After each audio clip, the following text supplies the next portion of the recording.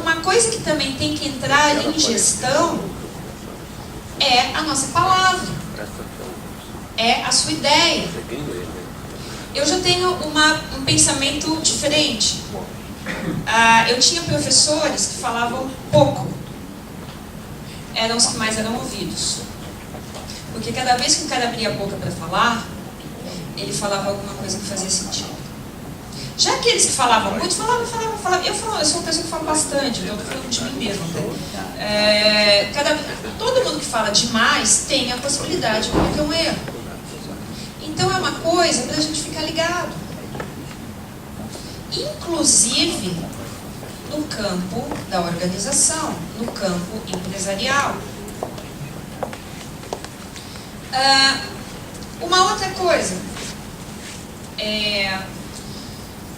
como eu falei, há 15 anos atrás, quando eu tinha a ideia de colocar,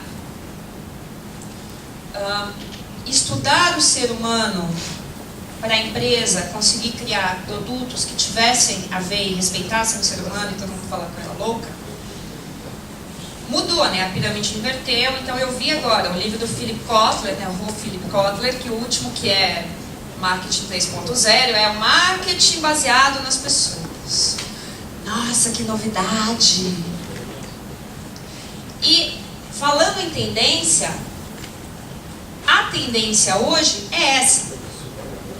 Então todas as empresas, e em falando de marketing, por exemplo, empresas falam, eu trabalho com comportamento e marketing, não sei o quê. Então todo mundo tem esse mesmo discurso.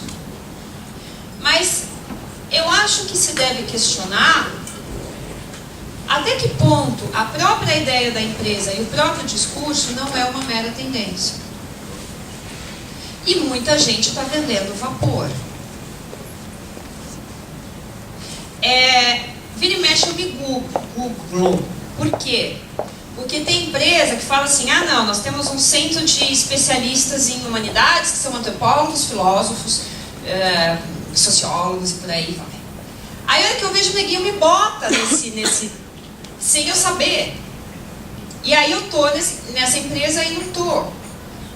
Porque se criou um hype em torno disso. Nessa ideia de que hoje todas... Gente, assistam comercial da TV. Todas as empresas, o nosso banco lida com pessoas, o nosso carro gosta de pessoas. Todo mundo gosta de pessoas, né? De repente todo mundo é poliana, todo mundo é legal, né, cara? Todo mundo tomou um ácido e ficou bem. É isso? A minha questão é o quê? A web é o princípio da impermanência.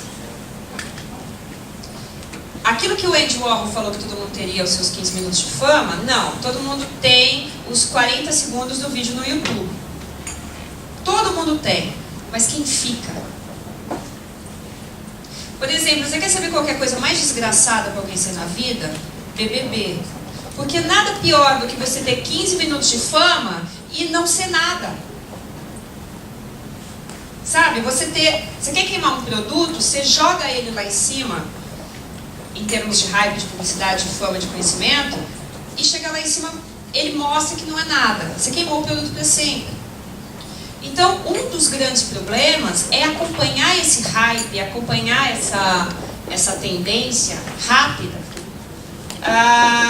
e se queimar, e queimar a sua empresa. Por quê? Porque a web é o princípio da impermanência, nada fica. Então, o que acontece com muitas empresas? Eu falo de clientes mesmo.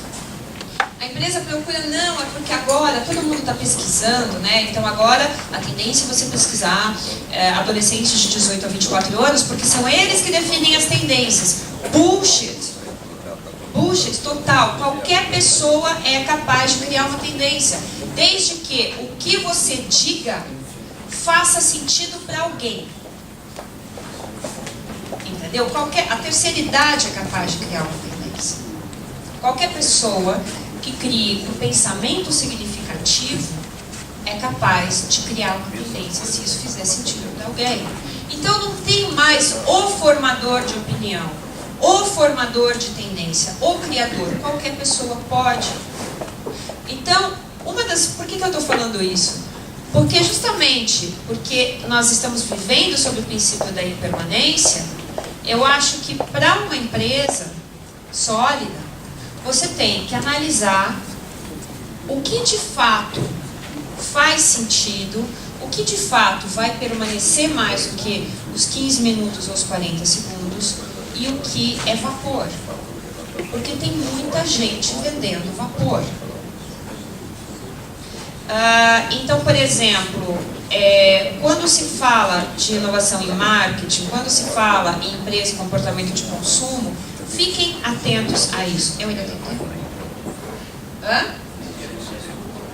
Estourei o meu tempo? Bom, e na verdade eu não vou abrir minha pergunta, senão eu atrapalho o Gil. Sim?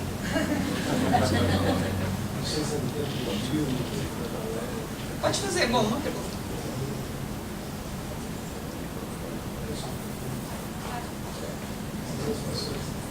São duas pessoas lá do fundo, mas não me ouvem.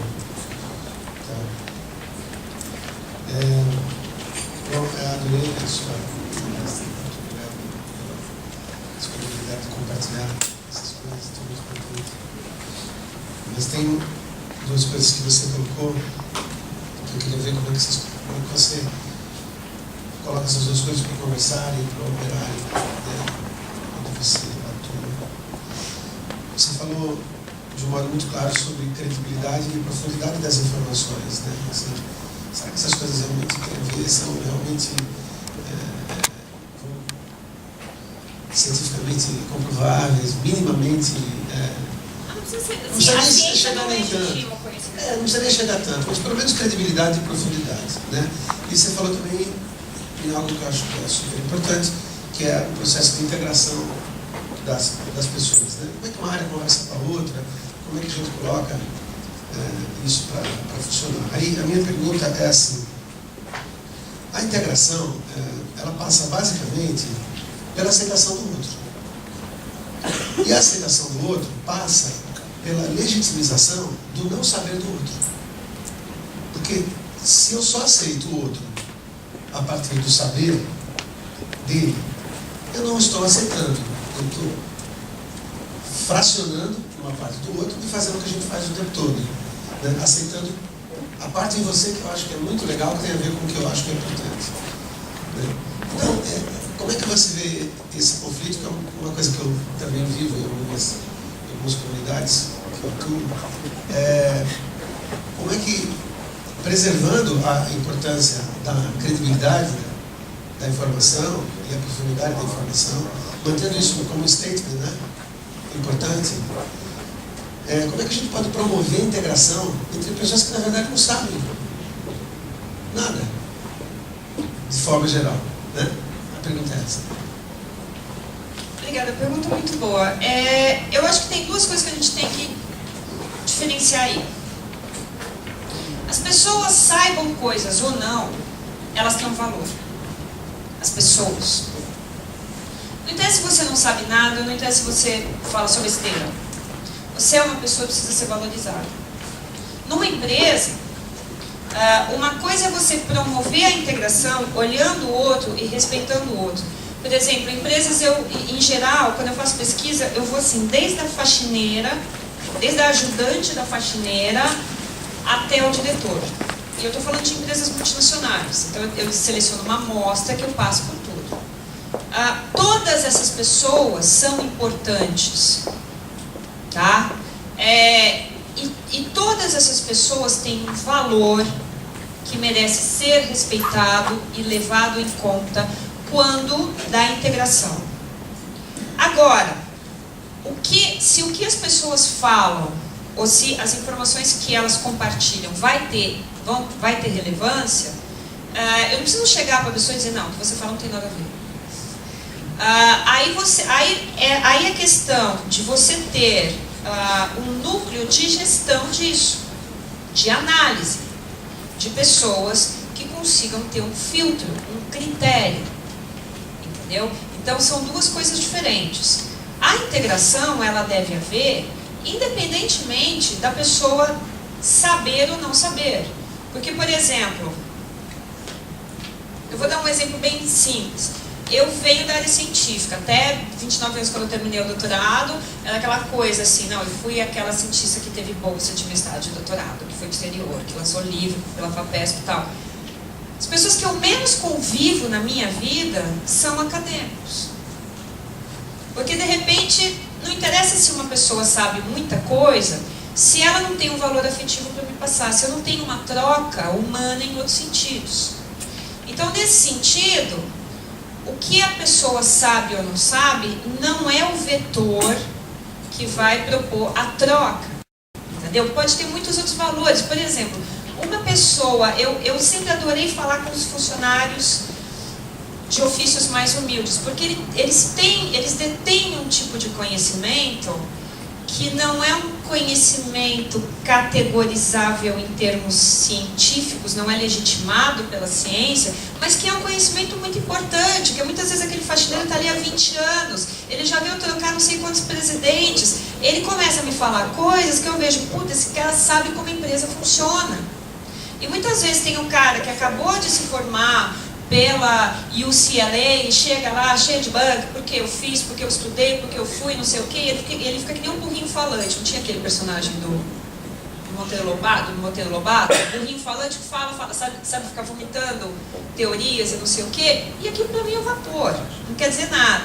Então, entendeu? Então, até por isso que eu falo informação em termos de sabedoria, né?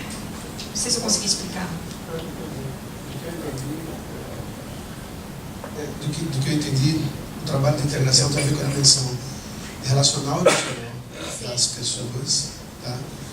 E o fluxo de informação ocorre em uma outra dimensão. Sim. E nessa dimensão ele pode ser tratado por aí quem realmente, de modo especializado, consegue perceber esses fluxos, categorizar esses fluxos. Exatamente. E propor organizações.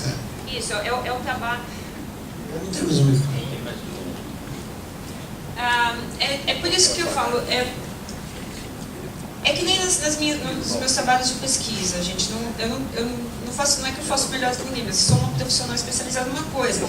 Tanto que às vezes, por exemplo, eu estou fazendo alguma coisa e falo, nossa, pelo amor de Deus, eu não entendo nada disso. Eu não entendo nada de TI, eu não entendo nada de design, eu não entendo nada de outras coisas. Mas, por exemplo, não adianta você fazer uma pesquisa, o que eu vejo é que muitas vezes as pessoas entregam dados, não entregam uma análise. Então não adianta você ter uma série de dados, entendeu? Olha, o resultado foi... Não, aquilo não é resultado, aquilo é dado. Você tem que ter alguém com uma capacidade de analisar aqueles dados e decodificar aquela informação para poder gerar uma solução. Se não é dado por dado. Quantas vezes, não sei se você já tiver essa experiência, de, por exemplo, trabalhar na área de marketing de uma empresa, e você contrata uma pesquisa, e aí chega uma pesquisa com um monte de dados, o cara do marketing olha para aquilo, bota dentro da gaveta e fala, não, vou fazer da minha cabeça. Por quê? Porque são dados que não trouxeram nenhum tipo de solução, nenhum tipo de resultado de fato. Mas, gente, cadê o Gil?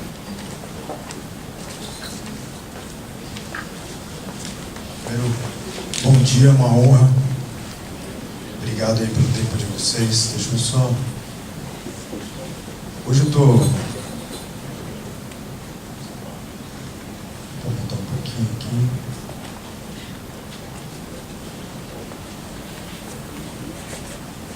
Então, isso daqui é uma ferramenta, só para vocês vão entender por que eu estou falando isso. Para você saber assim, quem está conectado com quem falou de quem são as pessoas que estão se falando.